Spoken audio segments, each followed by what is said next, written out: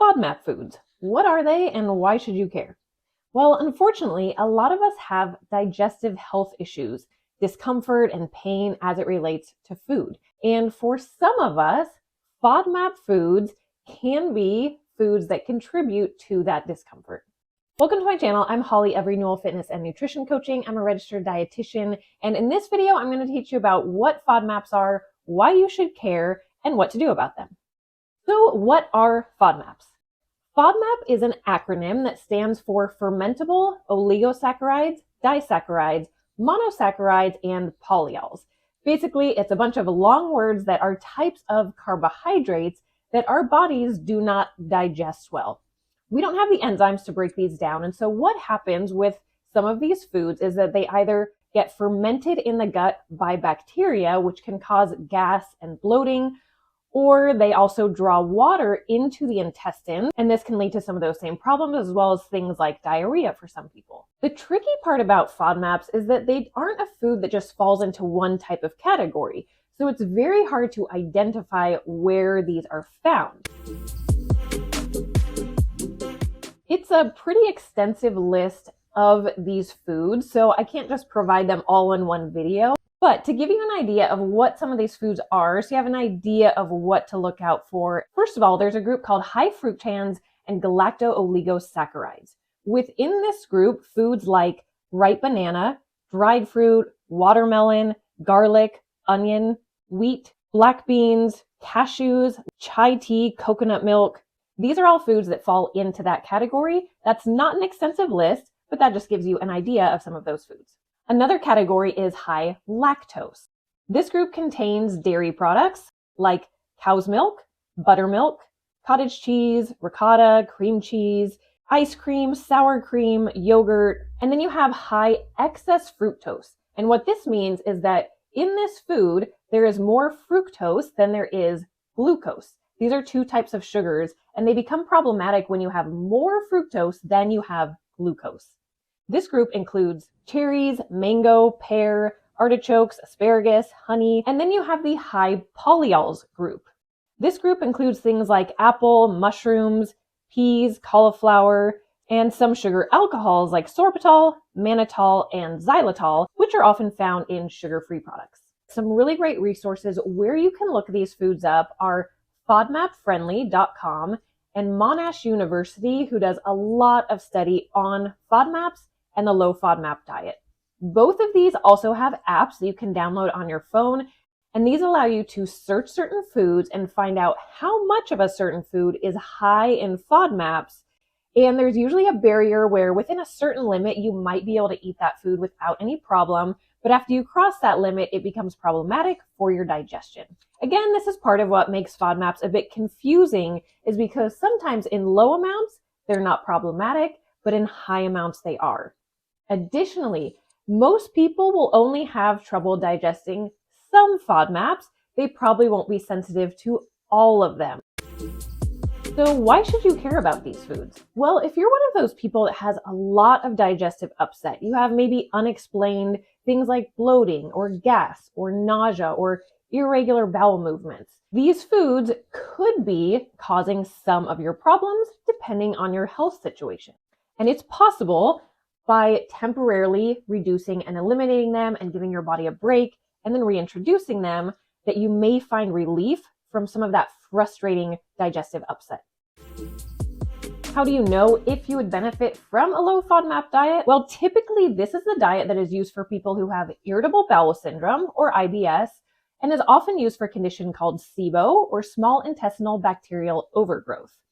So if you fall into either of those categories as diagnosed by a doctor, then this diet can be very helpful to you. Additionally, some other GI disorders find relief from adapting to a low FODMAP diet, such as people with celiac disease or inflammatory bowel disease. They don't necessarily need to go on this diet, but again, sometimes these conditions are co-occurring or these people just don't digest FODMAP foods as well. Another group that might benefit from a temporary short-term low FODMAP diet is endurance athletes.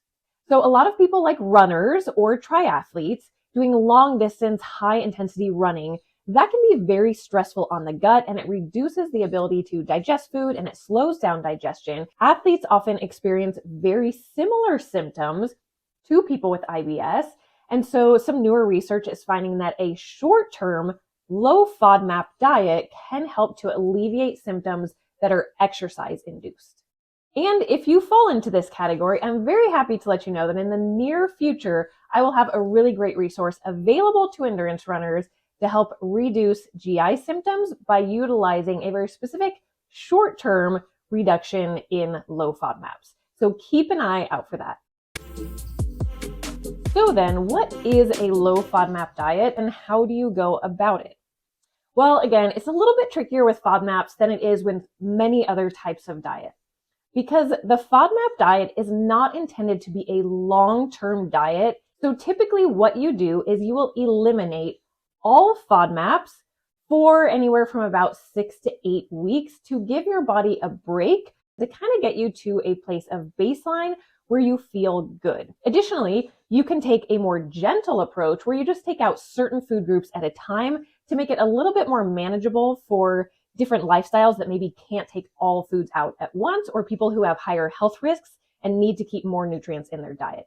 Phase 2 of the diet is a reintroduction. So during this phase, you very strategically, one at a time, start to bring in the different FODMAP groups, testing small amounts at a time to figure out what you tolerate and what amounts you tolerate of those types of foods.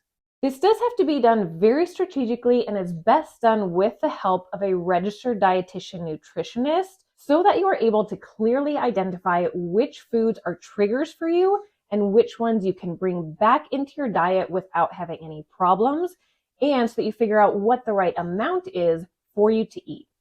The goal is to get as many of these foods back into your diet as possible because you don't want to become nutrient deficient and you don't want to negatively impact your gut bacteria. Phase 3 of the diet is a personalization phase. So this is where you've kind of figured out what some of your triggers are, what foods you can eat, and you start to personalize it to what you need, your health conditions, your long-term goals, and your lifestyle. So before you just undertake a whole elimination diet and do this on your own, it can be really helpful and the most safe approach to meet with a registered dietitian nutritionist who knows how to handle this diet and can understand your health concerns and help walk you through it in a safe and effective way. It's also very important to know that if you find that these foods don't seem to bother you, then there is no reason to undertake this diet or to reduce all of these foods out of your diet. Some people can digest them and have really no problem at all. And in those cases, there is no benefit and may even be health consequences to taking these foods out of your diet. One other precaution or thing to know about this is a lot of times if you're not digesting these foods well, there can be many other causes for that. And it can simply be things like lifestyle. It could be stress and anxiety that are causing digestive upset. So it's not that FODMAPs are the problem. Usually they are just a sign of a deeper issue, and it's always important to get to that root issue. But removing these foods can be part of that healing process and figuring out ways to help you feel better as you work on healing your body as a whole. If after listening to all this, you feel like you are someone who may need to go through a low FODMAP diet and that this would benefit you, and you want to figure out what your triggers are, then I would invite you to book a free consult with me. I would love to help, whether you have a GI disorder, IBS, or maybe you're just an athlete looking to improve gut health symptoms. I do have a certification in IBS management from the GI Institute, and I would love to help you. So please reach out to me at renewalfitcoach@gmail.com, or I'll put a link in the description that goes directly to my Calendly booking page where you can book a free consult.